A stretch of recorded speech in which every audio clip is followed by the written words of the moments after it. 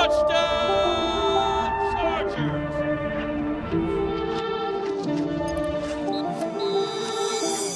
Welcome to Chargers Weekly, our final day of Combine Conversations. What a great way to kick it off. Old friend, we spent 7 straight hours on the field together in your maiden voyage of Combine coverage. Long-time front office, obviously executive with the Jets, with the Dolphins, has the 33rd team. You see him all over ESPN. He hustled over after just getting off Get Up to be with us. It's Mike Tannenbaum. How are you, Mike? Great to be with you, Matt. That's boy, that was a minute ago, and I appreciate your patience with me. Oh, hey, we all had to have patience that day. We used to do every single drill, every single 40. We'd sit on the field, and so let's start there. Like what, you know it better than anybody. What do you take away from the Combine? How has it changed what you think front offices take away from the Combine than when you were in a front office doing it, or even whatever that was, 7-8 years ago that we were looking at, kind of these guys doing everything on the field? Well, look, I think the movement skills are still really important, and I, maybe a little bit old school, but I don't think there's any downside to being here and seeing those drills. And where have things changed? Less teams are coming. Rams most notably aren't here. Reportedly, Atlanta only sent their defensive side, and I think the interviews are still critical. Obviously, the medical, but you want to see the tape match what you see athletically, and when you can check those boxes, that's when you feel even better about what you should do from a draft choice standpoint. Would love to kind of have you share with the people watching and listening just sort of the mechanics, or I don't know if that's the right word, just the timeline of a front office executive when you've got your own free agents, just kind of speaking in context of the Chargers. You got Slater. What are you going to do with Joey Bosa, Khalil Mack versus free agency opens? How do you attack that? And then how does the draft, how do those three things kind of fall in line? Yeah, I thought the Chargers, had a grand slam last year at A+. They were sitting there, and we had Mike Williams, Keenan Allen, had the 2 pass rushers. What are we going to do with some cap challenges? And I thought they did everything right. I thought keeping the defensive guys last year, and it's funny. I was screaming from the mountaintops that Jim's going to take John Alt with his first pick. I mean, that's an ultimate Jim Harbaugh player. And they hit on McConkey. Quentin Johnson, I thought got better. Still a little bit of a work in progress. And now, I think it starts up front. I think the Slaters of the world, that's Jim.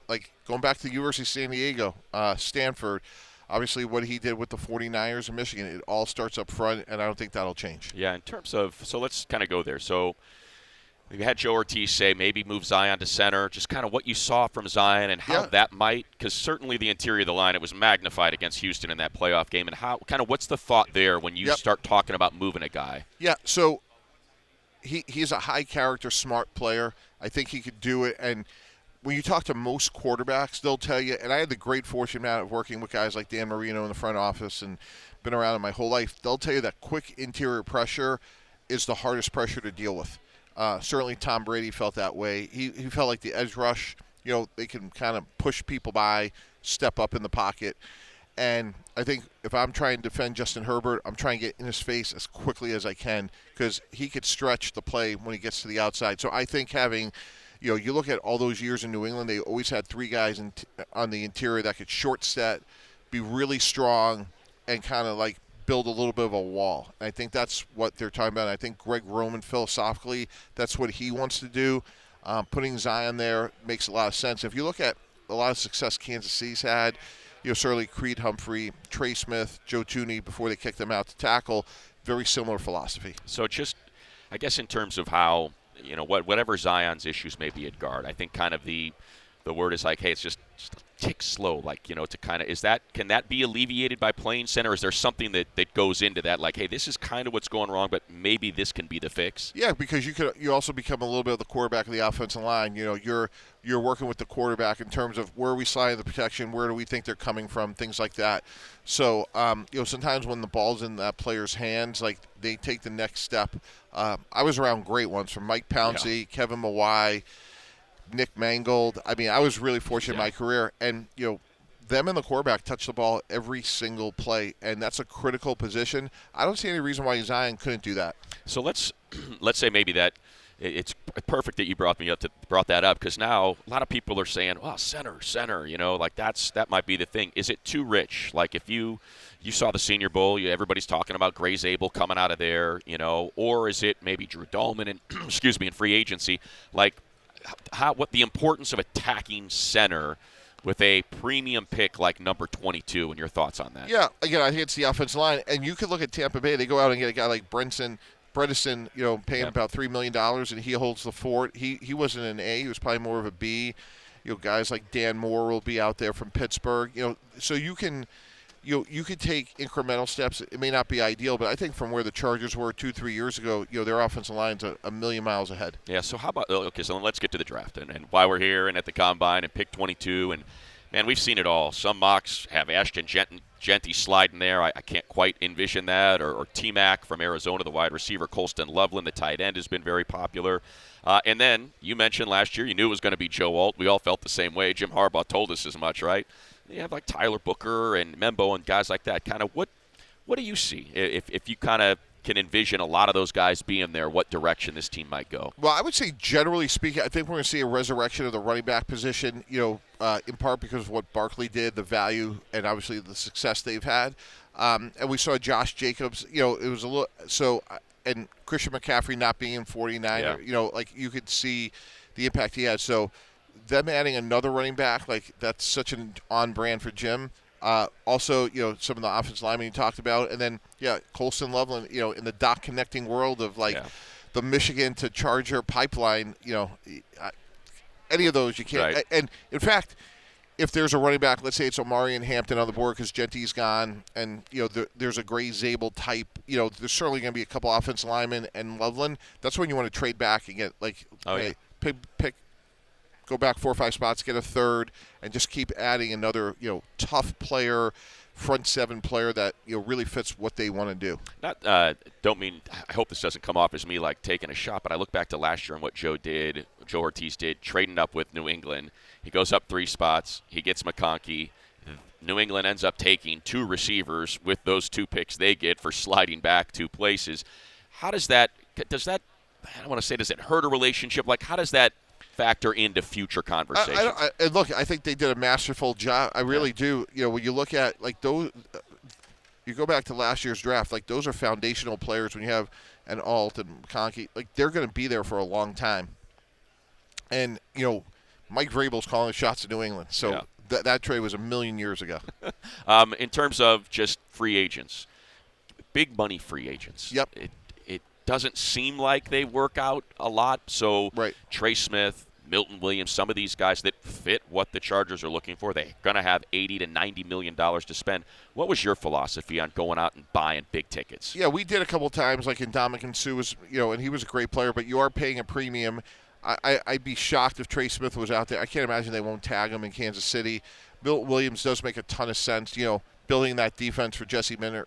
They're that quick interior pressure most teams can use, including the Chargers. But knowing Jim, I would think he's going to want to make sure that we have enough money to take care of our own first. Right, and that's what he said. He said he wanted to bring. Is that reality? He said, "Hey, man, we love this group. We want to bring everybody back." Is that hard to do? Is that a common philosophy? You like bringing your guys more than pulling other guys in? Early in my career, and I wasn't perfect at this, but Coach Belichick had a great sort of guiding principle was to the extent you can, the highest paid player in each room should be homegrown talent.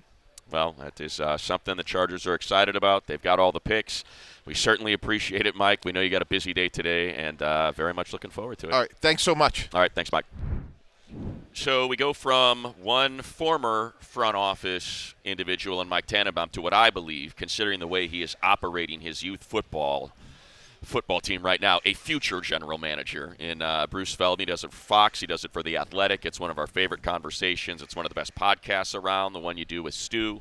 And obviously the Freaks List is a centerpiece of the Combine every year. So, Bruce Feldman, we appreciate you coming by. How are you? It is great to see you. I think I'm grateful for the Chargers. They've been awesome for our youth sports. Yeah, share. You know what? Get into that. Share with the people because, a lot of people are watching or in the community. It's good to know kind of what they got going on with you. Yeah, I think a year ago, Money, we talked here, and the Chargers had just started their league in El Segundo. And so TJ Hushmanzada, who's been really good, he's kind of one of the faces of the program. Obviously, it's Snoop and Hoosh League, so obviously Snoop Dogg is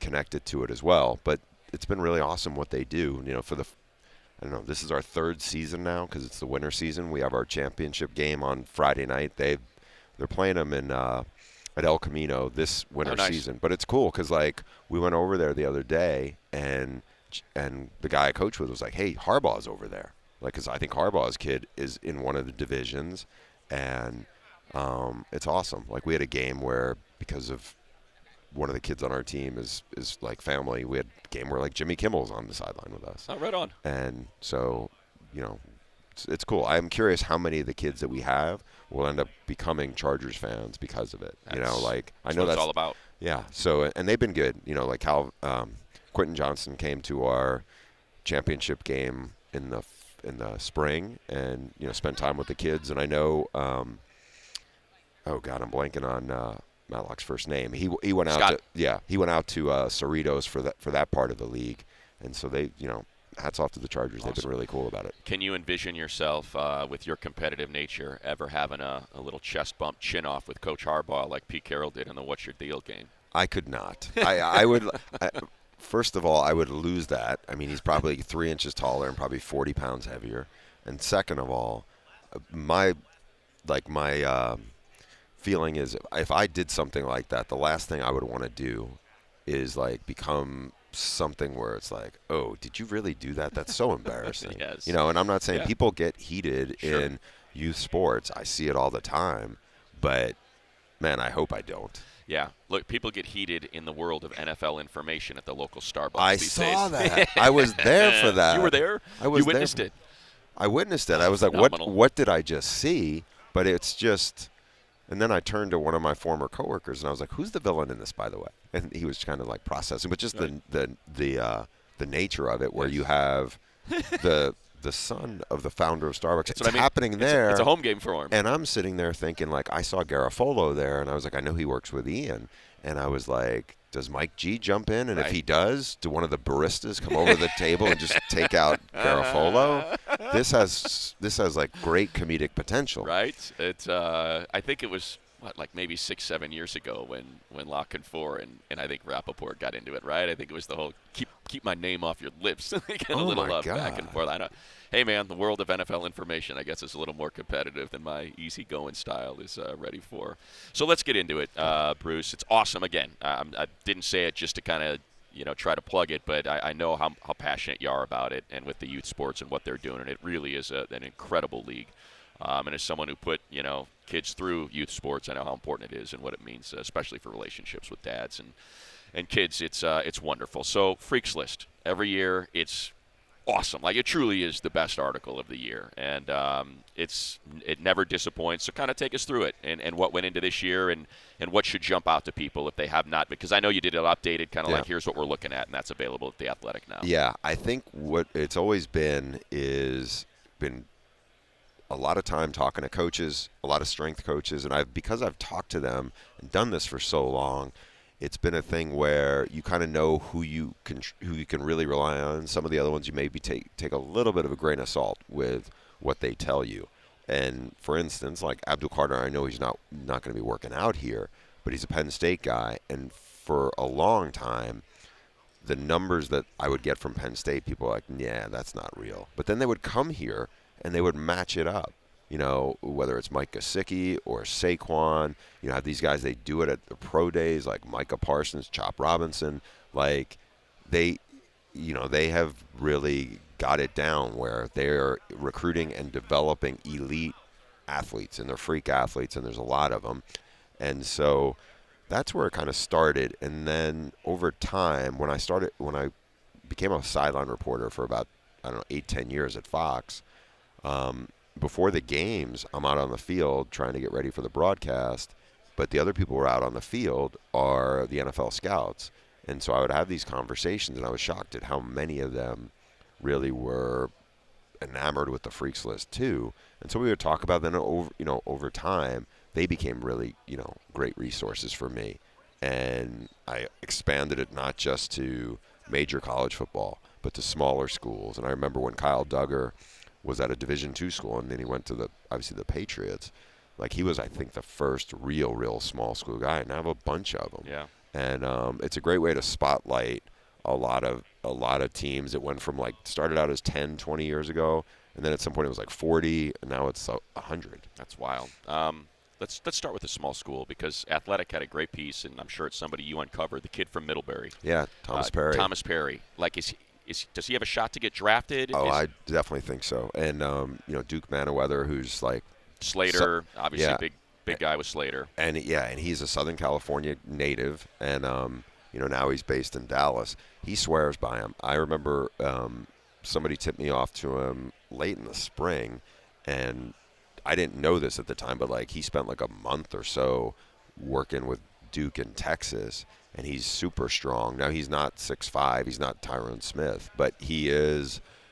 I mean, I definitely will think he will get drafted. Tackle or guard or probably a guard, maybe. Okay. Yeah, I don't think he's a tackle. He did what, Shrine Game, right? Yeah, and he's like I said, he's super strong. I think he's pretty athletic. I don't think he's like gonna at a pro day run 4.89, but he definitely belongs, and I'm surprised he's not here. Yeah, that's it's one of those things. It's kind of like the Hall of Fame. It's like, you want to put people in that it becomes a destination. This is someone who I want to share their story with my son or whoever I'm with or whatever. Perry seems like one of those guys. It's like so obvious that he would be a fixture of attention. Yeah, I mean, and again, tiny liberal arts school Right. in Vermont. He's from a small school in Connecticut. He's a brilliant student. I think he's on like a 4.0 at some crazy, Like biomedical or something like that. A major that I definitely would not be able to survive in. So we'll see where he goes. My guess is he would probably somewhere end up in the 5th, 6th round. Okay. But, again, like the people who a lot of people listen to around, especially when it comes to linemen, he's got the stamp of approval, and so we'll see who jumps up and takes him. So let's stick with line then, because the Chargers are a line team. Talk about Joe Ortiz mentioned Zion maybe moving to center. Feels like there's some pretty good guards, Tyler Booker, and I don't know, and I think a couple tackles that could become guards. Amar Membo get into there. From Missouri, and he was a tackle, and he's actually got pretty long arms, but he's about 6'4". He's been on the freaks list for a couple of years. He's a really dynamic athlete. I talked to an NFL coordinator last night, and he still thinks he's a guard, even though he got long arms. But there's a bunch of those guys who end up probably, like Gray Zabel was tremendous at the Senior Bowl all week, and I think he's a guy whose stock has really elevated. I think this is to go back to your initial question, to me, there's a ton of freaks guys who are really defensive players, edge guys especially. But I think this is a pretty good line, a pretty good draft for O-line. I just don't know. There's probably a lot of guys who people look at and go, I think he's better as a guard than he is as a tackle. And that's fine because, like you said, I think there's just a lot of shuffling around. But there will be a premium, like, for your listeners. Josh Simmons started out his career at San Diego State and then ended up at Ohio State. And I think he'll get drafted somewhere late in the first round because he's a traits guy. Now, he missed half the year. He got hurt in the Oregon game at midseason. But he is definitely a tackle body type, long arms. He's athletic. And it'll be interesting to see, will he go higher because of that, what we're talking about, where there's just maybe feels like more guys look like they're sure to be guards than they're sure to be tackles. So let's go to the other side then, because, man, it looks like the freaks list is just littered with these D linemen, even interior D linemen, like you said, edges. Chargers have 26 free agents. Their entire, basically, interior line rotation, Poona Ford, Morgan Fox, Tier Tartar, all free agents. They were solid. You watch the games, you know what they were, but I think a lot of people are looking at it going, man, just what if you got a little of that Eagles juice on the inside of that line? Kind of, it feels like this draft has a lot of that. It does. Now, I don't know if there is a Jalen Carter out there like that, but look, Mason Graham, homegrown, he's from your area. Yeah. He's a fantastic football player. I mean, I think when he does, work out, I think he'll actually test better than people expect. The Michigan guys, there's a bigger freak on that D-line in Kenneth Grant. Right. He's three. When Kenneth Grant came, he was a 3-star guy from Indiana who ended up signing with Michigan. And I saw Harbaugh at Big Ten Media Days, and I didn't know anything about Kenneth Grant, and he was like giddy about it. He said he weighed in at 360 pounds, and he ran in the 4.9s, and I couldn't believe that. Yeah. But then talking to their some of their players, and then talking to the strength coach, I mean, I don't know where he goes. My guess is he goes somewhere between 20 and 30. So he could be there at 22. Oh, I think so. And he's, 6'3", probably 340. He should run in the 4.9s. He's really explosive. You want to see something wild. They played Penn State last year, and he ran down one of their, outstanding running backs, like 20 yards downfield. And I think he has the potential to be getting better and better and better, but I definitely think he's a guy that they could target. And keep in mind, you got Elston, who's the D-line coach, who coached him at Michigan. You got Jesse, who's coached him at Michigan, obviously Jim. And again, I go back to the first time I ever heard of him. I think it was here at Big Ten Media Days, and Jim was raving about him. So I don't know. Wouldn't shock me. So let's flip. Let's kind of pair that then. Let's stick with like pick 22 and pair that with another Michigan guy that seems to be attached, and then Colston Loveland, and seems like a bit of a freak as well at the tight end position. He is. It's funny. I have a video on like my Instagram of their old quarterback. He's now going to go to UNLV. Alex Orji, super freaky athlete, not the most accurate passer. Right. But in the background, the next guy next to him is Loveland. Loveland grew up in Idaho. He can really run. He's almost like a big receiver the way he could run, but definitely like a freaky athlete. He was hurt late in the year, but they had no receivers. They had no passing game. He was it. So he was like a big priority for the opposing defense. Then he'd still make plays. Sometimes they'd be creative and throw it to him on first down when you probably wouldn't double a tight end because you think the run's coming. But I think this is a terrific class of tight ends. You certainly have Tyler Warren. USC fans remember him. He had like 50 catches against him. But then you have Loveland, who I think will be really, really good.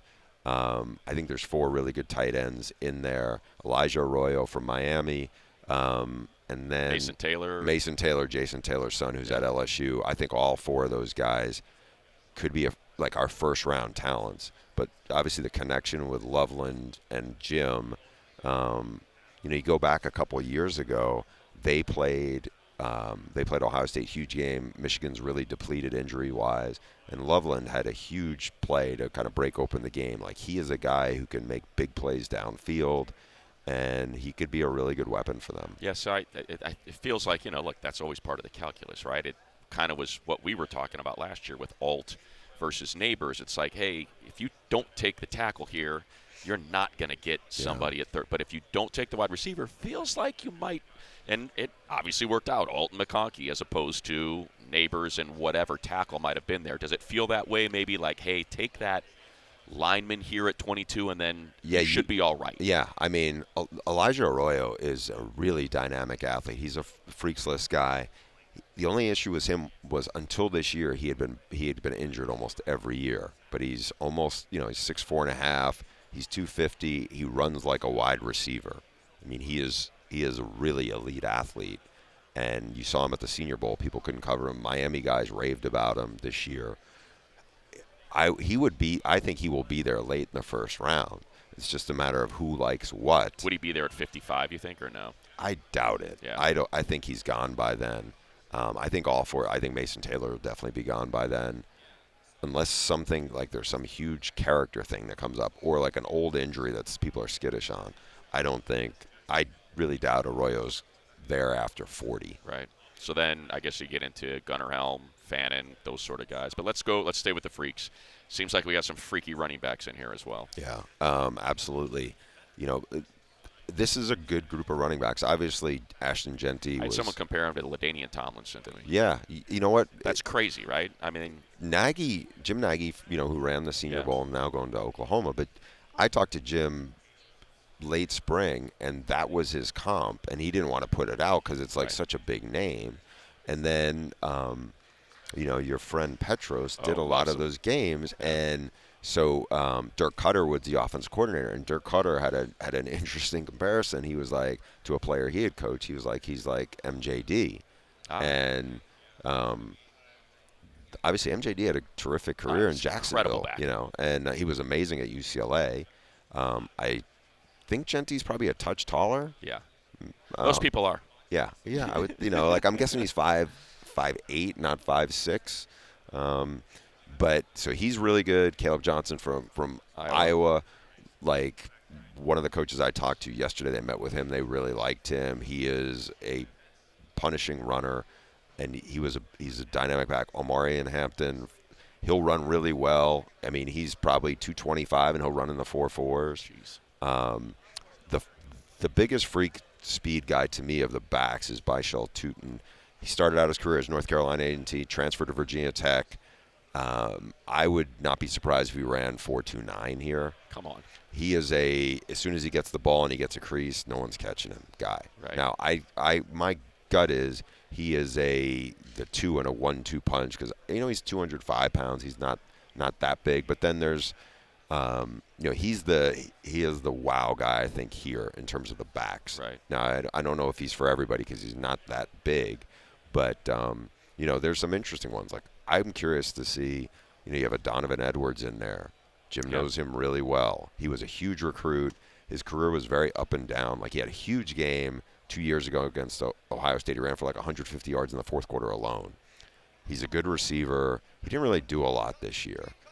I could see his I don't know how far he sinks, but he's also a guy I would be like, yeah, I wouldn't be shocked if he was like better in the NFL than he was in college. Yeah, and it's funny. Like you just rip off 5-6 guys, and then I'm thinking like Dylan Sampson, Cam Scattaboo. Like it just feels like it's a really.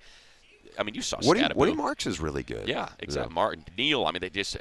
But so let's stick with Scattaboo because he's so fun. Like if there were a freaks list for just it's the fun list. Like I don't know if there's a player I liked watching more in college football last year. I know. I was watching. They played Iowa State in the Big 12 title game, and I'm watching him just barrel over people. And I texted my editor. I was like, I want to write a story about him. And so the premise of the story was asking people when was the first time you realized he's way different. And the first person I talked to was his dad, and his dad had, crazy stories. But then I had to go back to there was a story where he's not yet 3, and his grandparents get him a bike, and the grandfather's putting on the training wheels, and he's like, no, I'm not doing that. I'm not, and he's like fighting with them, and he was like, all right, well, he's gonna like learn the hard way. He's gonna have to dust himself off, and he's gonna fall on his face. And so the dad was like, all of a sudden he's riding down the street, no hands, and then stands up on the bike. And I was like, this can't be true. And then I talked to his older brother. He was like, yeah, all the neighbors saw it. It was like, and it was one story after another of these crazy things he could do, much less if you want, like go on YouTube and Google like him in like the state championship game. He's up from Sacramento, and he breaks like 13 tackles. Yeah, I've seen that one. It's nuts. It's insane, and so. Do you think it translates? Does that? I think it does. Now, I don't think he turns into Jim Brown, right. But I think he will be an NFL running back because I could see him being a situational guy. He's also really versatile. You could throw, he could punt. I'm not saying he's going to be a team's punter, but I think he's just a really good football player. I don't know how long he holds up the style he has. I mean, he's a squatty guy who's not like he's 6'2", like, people compare him to, made the Mike Allstott comparisons because he's a punishing white running back. Allstott was like 6'2". Yeah, he's not that. He's 5'9", probably 220. And he's not off white guy. Yeah, that's exactly like when Marcus Arroyo became the OC at Arizona State. He's friends with Cliff Kingsbury, and Kingsbury was, they played him at USC, and Kingsbury's like, they got a beast of a running back who's this sawed-off little white guy. And he was like, are you serious? He was like, yeah.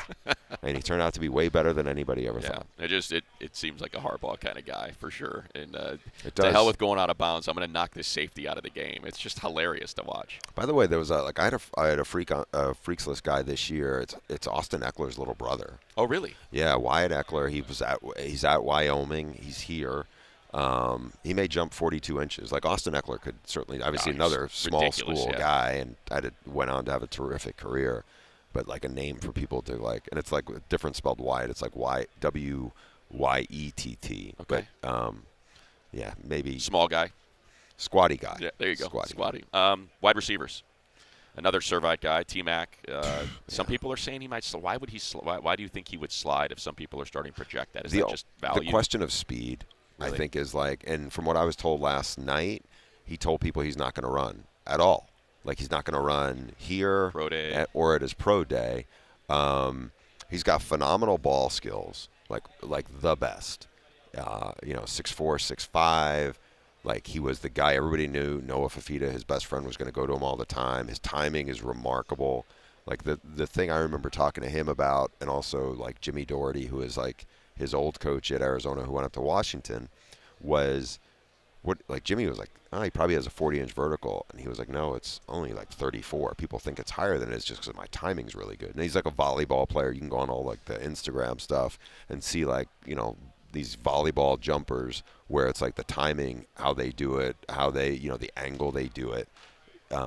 To get so much force into the ground, and I think he's taken that and really utilized it to become such a weapon. I think he's awesome. I think he's the best receiver in this draft. Whether he really runs 4.61 or 4.51, I think he's going to make a ton of plays in the NFL. And I think, again, if he slides, it'll be because people are going to have a little bit of hesitation on his speed, and this isn't a good receiver draft. In terms of like last year, you had 4 high level guys, and look, I live in Southern California, and as McConkey's been tremendous, incredible, and I think there's other guys in the draft who are, but so this isn't that draft. Like if T-Mac was in this draft, I think he probably in last year's draft, I think he would have gone ahead of Brian Thomas. I think Brian Thomas is not quite as big, but he's big and he's definitely faster, but. I know he had a really good year in Jacksonville, but I would like T-Mac more than him. But yeah, I think he's still like a high level guy. But after him, I think it drops off a lot. Missing anything? I feel like I've kept you way too long. So. Fastest quarterback who should run here but probably won't, from what I heard last night, Jalen Milroe. I mean, he could run he should and could run, I think, in the 4.3s. Yeah. But he's not going to do it here, I heard. So that's a little. Seems like that's a bad decision. Especially if you're really good at running, go do it. Yeah, especially if you're not projected as like people are talking about Cam Ward and Shador. They're not talking about him in that. And I'm not saying if he ran 4.32, then all of a sudden he would be, somebody go, I'm going to take him at 11 instead because he's super fast. But I think it probably would boost his stock because people are going to look at it and go, oh, man, that's a weapon, and you can do some stuff with a package with him if you think you're going to develop, because he does have a really, really strong arm and he's very smart. He's just really inconsistent, but he can definitely run. It's great, man. I love it. I love it every year. We get to do it. We get to see Bruce out at the training camp as well. It's always fun to chop it up with him. If you don't have an athletic subscription, get one just for the Freaks List. It's awesome. Make sure you follow all of Bruce's social media channels as well. We appreciate it, man. That was a lot of fun. Great seeing you. As the official hospitality provider of the NFL and proud partner of the Los Angeles Chargers, On Location has launched its Priority Access Deposit program for the NFL Sao Paulo game at Corinthians Arena. On Location ticket and hospitality packages include round-trip airfare, guided tours, premium seating options, and once-in-a-lifetime opportunities that will create lasting memories. Visit onlocationexp.com/Chargers Brazil. Again, that's onlocationexp.com/Chargers Brazil to place a fully refundable, time-stamped priority access deposit, which assures first choice of tickets and bespoke experiences. All right, so again, big thanks to Bruce Feldman. Freaks List, always fun to suck back prior to a combine, and we're going to wrap up today's Chargers Weekly with Matt Miller. Does it over there at ESPN. Got the top 50 prospects that just posted a couple days ago. Matt, we appreciate it. How's the combine going? It's going well. I've only had one steak so far. One steak, so the week's, There you go. I think I have 4 more nights here, so we'll see how many I can get in. How many, any shrimp cocktail? One. Okay, there we go. Which I think, we talk so much while we're here, it just resets you every night. Exactly right. Yeah. There's certain things you have to do in Indianapolis. 1, expensive steak. 2, shrimp cocktail. Clean up the sinuses. 3, don't sleep. There you go. Yeah. And 4, don't drink too much, yes. as some of us can attest to. But, you learn that one night and then you adjust, right. as I learned early in this trip. Matt, let's start with just kind of your top 50 list and what you see, how you see this draft as a whole, where the depth is and where you're going to get value. This is a great draft at running back, tight end, defensive tackle, and defensive end edge rushers. Okay. It's a meat and potatoes draft, There you right? go. There's not the quarterbacks, which you guys don't need. There's not the wide receivers in this draft. Even the corners is maybe not the most top-heavy draft at those positions that we have really gotten used to having dominant draft classes of. But this is a year that you build your trenches, and you can build that foundation. And I think, where the Chargers are at, back into round one, like there's going to be really good players on the board, because I think the cool thing about this draft is like the player that I have like 11th overall and the player I have 40th overall, like they're pretty much graded the same. Okay. There's a really strong middle class in this draft, and I think that's going to be like the back end of round one all the way through round two. There's really good depth. And, I mean, we were talking about it before you threw the headset on. Look, every team is different. You're getting asked about different players and how they fit for different franchises. So, the Chargers, you saw them, Jim Harbaugh. You watch a lot of Michigan football and kind of what he built there. So as you maybe connect the dots of, hey, this player fits here because of the scheme they're running or the style of player, the type of football player they want. Let's start at running back. They've basically – JK's a free agent. Feels like they want to bring him back. They drafted Kamani Vidal last year, didn't get a lot of reps. And then you have Gus Edwards and Hassan Haskins. Don't know kind of how that running back room's going to look. So as you look at this group of running backs, kind of is there one that jumps out at you that you could say, yeah, that's a Jim Harbaugh, Greg Roman type of back? Other than there. Ashton Jeanty, or does other he than count? Ashton Does Jeanty, he, okay, exactly, because yeah. if so, then absolutely Ashton Jeanty. What's funny is I actually think it's one of the guys from Ohio State, Quinshon Judkins. Okay. And it's like, will we see an Ohio State player drafted by Jim Harbaugh? Probably it's going to happen, right? Yeah. But I think Judkins fits just because he has that downhill running style. He's able to find tough yards. Contact balance is really good. I like both Ohio State guys. Travion Henderson would be different because he's going to give you a little more speed out of the backfield. He's a great receiver. He's really, really good in pass protection. But I think with Harbaugh, like I always go back to those Niner days with like Frank Gore. Like that's the kind of running back I think about. Like they want to pound the ball. They want a running back that you don't want to tackle in the fourth quarter. And that's Judkins. I mean, he's just an animal. And he's a guy in that round two range. So if we're talking round one, like Genty's off. Let's say Genty's off the board. I don't think there's a guy you have to draft in round one. Like Hampton's good. Caleb Johnson would be a really good fit out of Iowa, but this is such a deep running back class. I think you might be able to find a guy later than round one. So the other position that they're tied to a lot, and it's understandable, is tight end. You had Will Dissly last year. You asked him to do a lot more than maybe you thought you were going to ask him to do because of just sort of the lack of pass catching options. Sort of what do you see when you look at this tight end group? Well, I think you can go a couple different ways. It is a good tight end group, but it's almost like there's two different tight end positions now. Right. You've got the big guys like Tyler Warren from Penn State, Mason Taylor from LSU. Then you've got the athletes like Colston Loveland, who Harbaugh's obviously very, very familiar with because of their time together at Michigan. So I think it's the question of like what do you want from that position group? And like you mentioned with Will Dissly last year, I don't know that we know exactly what they're looking for yet. We can look at what Joe had in Baltimore. Those type like Mark Andrews is more of that big physical tight end that's more of a you don't want to tackle me instead of you can't tackle me type of player. So I would say like Tyler Warren fits that mold. He's likely going to be off the board by the time you guys pick. But Mason Taylor from LSU is in that. Terrence Ferguson from Oregon, I think he's a round 2, round 3 player who's kind of being slept on a little bit. I could see him having a good week here and pushing himself up boards, but he's in that similar type of mold. Okay, so let's go offensive line. It was something that Joe Ortiz talked about in his presser a couple days ago about potentially moving Zion to center, that's something they're maybe going to explore this offseason.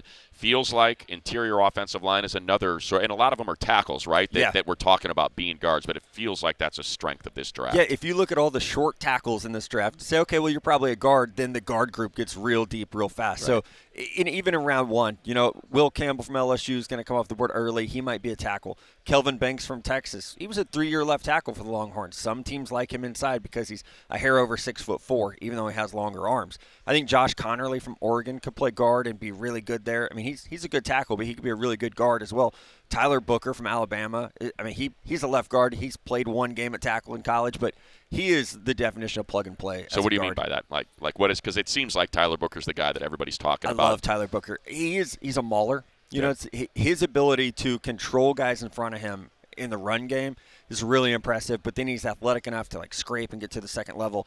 He arrives with violence, which I love from a guard, but he's so athletic that he gets there and he's under control, and then he just erases guys. So his agility in space is really, really impressive. But then he shows up with power and some bad intentions. Right. And then how about later? Because, a lot of times they'll say, premium position. Take a tackle in round 1. Take your guards sort of in those later middle rounds. Is it a deep group? Is it a group? Because we know how important and the value that the teams are putting on offensive line, and we're seeing more guards and centers go early. But in terms of, like you said, because you have a lot of these tackle to guard potential, does it look like there's value in those middle rounds? I think there will be, and I like 2 guys from Georgia, Tate Ratledge and Dylan Fairchild, and they're not being talked about as like top 75 picks for some reason. I think that might be due to injury, so we'll see if that gets cleared up this week.